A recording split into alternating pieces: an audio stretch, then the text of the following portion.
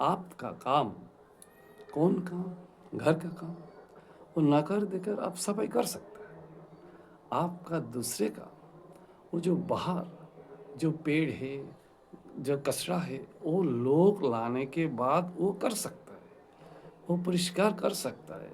आपका घर सफाई वो दूसरे नौकर कर सकता है। लेकिन आपका मन में जो मैला, जो कचरा, वो कौन सफाई करेगा? ये आपका भी सोचा है। ये एकमात्र सफाई कर सकता है हरि कथा, कृष्ण कथा, भगवत कथा। आपका रोज गीता पढ़ना पड़ेगा, आपका रोज भागवत पढ़ना पड़ेगा, आपका रोज साधु संग करना पड़ेगा। उसके बाद आपका ये मन सफाई होगा ही होगा। इसलिए बार बार मैं कहता हूँ कि पहले रोज गीता पढ़िए। गीता में भगवान क्या बोला?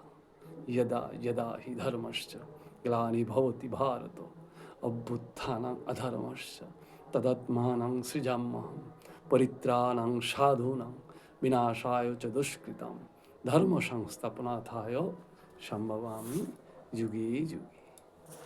हर दिन, हर पल, हर युग में भगवान इस धरती पर आता है, आना पड़ेगा ही पड़ेगा।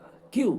धर्म को रक्षा करने के लिए भगवान को बार बार इस धरती पर आना पड़ता है।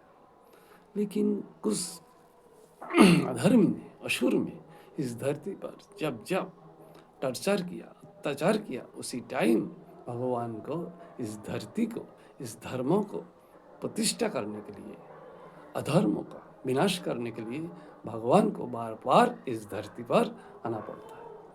इसलिए आप जब जब इस धरती पर आएंगे, जब जब इस धरती पर जन्म लेकर, तब तब आपको इस सहारे तो लेना ही पड़ेगा। किसका सहारा लेंगे आप? धर्म का सहारा लेना पड़ेगा, गीता का सहारा लेना पड़ेगा, भागवत का सहारा लेना पड़ेगा। उस भागवत में कितना अच्छा लीला किया भगवान। सत्य, त्रेता, द्वापर, 3 युग में बहुत लीला किया। वही लीला वर्णन किया कौन? व्यासदेव जी ने। व्यासदेव जी ने वही भागवत में पूरा कहानी, पूरा कथा सब लिखा है, ये भगवान कौन कौन लीला किया। इसलिए मैं आपका निवेदन करता हूँ हाथ जोड़ के, कि आप लोग गीता पढ़िए। जब जब आप गीता पढ़ेंगे, तब तब आपका मन परिष्कार हो जाएगा, क्लीन हो जाएगा। आप जब भागवत पढ़ेंगे, तब आपको मालूम पड़ेगा कि कैसे पहले पहले जो राजा लोग, वो लोग क्या क्या काम किया, कैसे धर्म प्रतिष्ठा किया, उसके साथ भगवान कौन सा लीला किया, पूरा आपको मालूम पड़ेगा। हरे कृष्ण, राधे राधे।